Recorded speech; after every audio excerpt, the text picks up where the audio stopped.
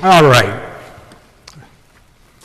So, have you ever seen these short reels? They're either on YouTube or Facebook Live, and it's the subject is then and now, and it's TV shows that were popular in the 80s, the 90s, the 70s, and what it shows is first there's a park bench, and it shows the actor at the point of when the show went on at that age, sitting on the park bench, and then someone comes alongside, which is the actor at a later stage in life, and they just sit at the park. This is an AI-generated thing. And there's this maudlin music that's being played, and then if, in fact, the actor had died, then you see the actor there as he appeared in the show, and now comes this person in a white suit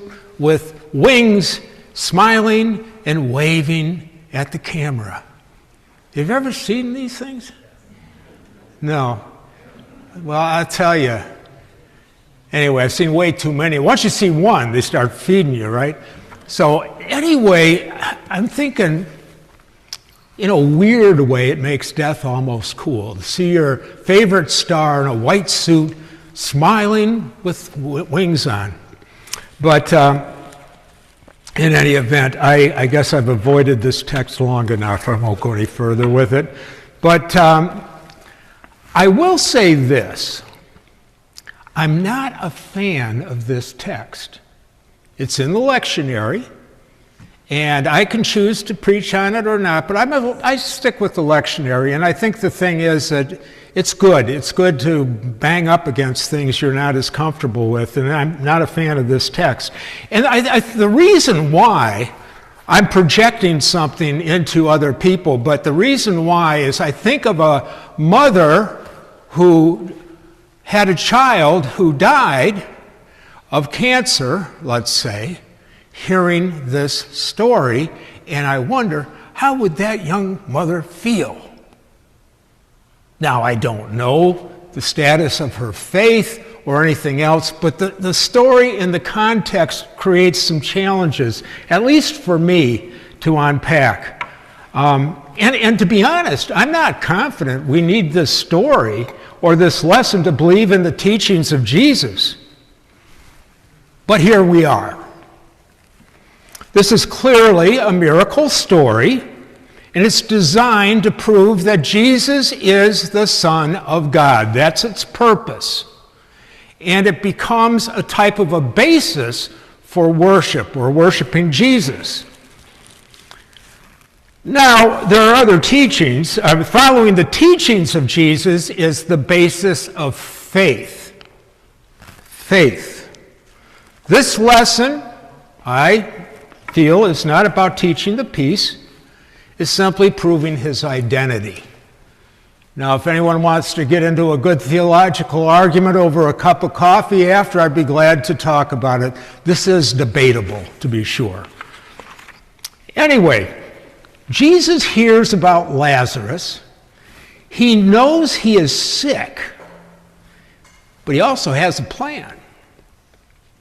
He waits for him to die so that he could prove to others his power by bringing him out of death. And it seems like he allows for needless pain and suffering to prove some point.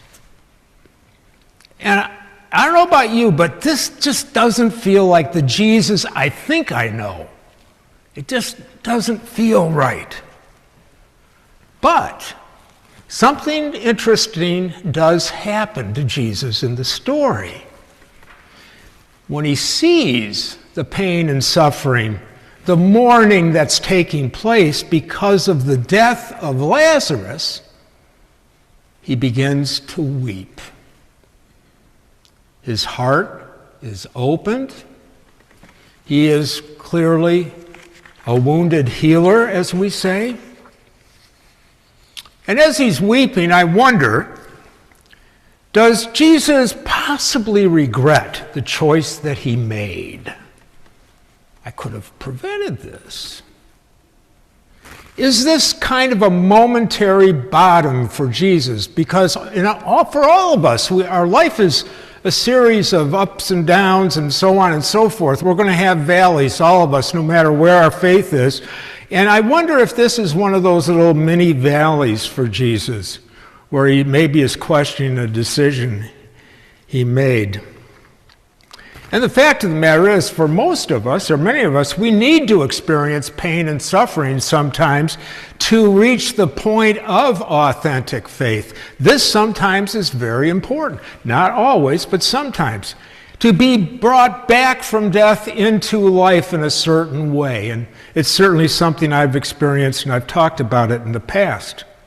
And it goes back to that whole statement that Jesus makes, the last will be first. Now, with that said, God does not will any of us to go to radical depths. Does not. We do that on our own. God's everywhere. Highest mountain, lowest valley, in our midst, God is always, always available to each of us. We're all sacred. And we have the power to make decisions as to whether or not we're going to move into that slipstream of God's grace or go off on a different track. And if we're honest, we all do a little bit of both from time to time. In any event, to be a follower of Jesus, we must have faith that what he has to say about life is truth, absolute truth, and we learn how to apply it to the world in which we live. Now, with that said, I was reading an article earlier this week about church attendance and this type of thing, and it explained that the average person in the pew spends 20 hours a week either digesting news or opinion versus 1 hour a week of faith reflection. This could be your hour of faith reflection. But 20 to 1, that's tough. That's tough. And I'll tell you, it puts the pulpit in a tough position. 20 to 1, those are tough odds. But that's the world in which we live.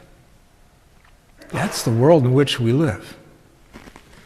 But now, back to death. I believe John gives us a story to reflect on, knowing that we are already in eternity. We're here. God is with us. We are in a certain dimension of our life, but life goes on and on and on. Jesus is the Alpha and the Omega. His love has no beginning or end, and in a sense, neither do we. We are part of that holy creation. And we can move in and out of that consciousness at will. We can.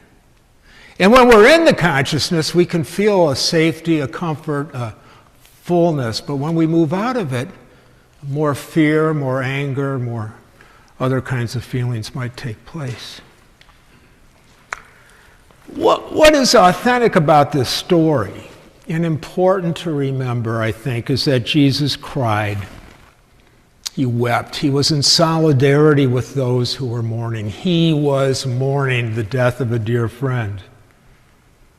And yet, we can take a step back and remember that Christ is with us always, in good times and in bad times, and in no times at all, but never mind, Paul Simon. Anyway, good times or bad times. We have the power to choose to whom we will turn in our hour of need.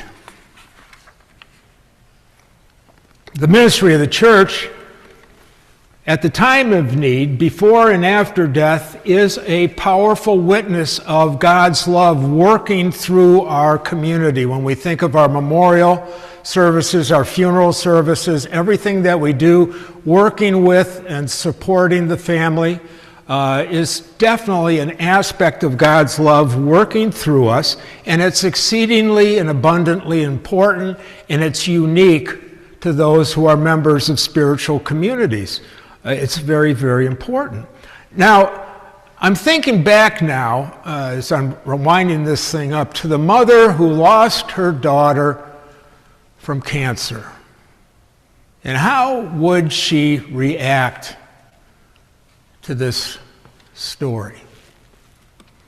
I'm actually thinking about someone specific in Fenton who did exactly that 20 some odd years ago, and her life was turned upside down, and she went through a whole lot of pain and suffering, but she now works in a funeral home to give comfort to families who are going through what she went through. Because she did, upon reflection, recognize how much comfort she got from the church, from the community, and from the funeral home. And she wanted to then give that back. And so this mother moved through that and now is involved in a ministry. As a matter of fact, I do a lot of funerals, so I get to know a lot of people who work in funeral homes, and many of them have a similar story. They have similar stories. They've gone through terrible loss, and then they wanted to give back. So it's an amazing thing. Now, with that said, I don't believe that God wills illness or death, but always wills new life. This is where God is always saying yes to life.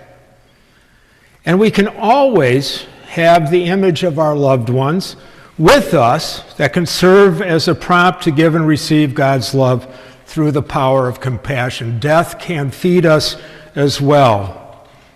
And it's a power that is uniquely found in the community of the church. It is compassion that we experience new life, a life that knits humanity together in life and life beyond death.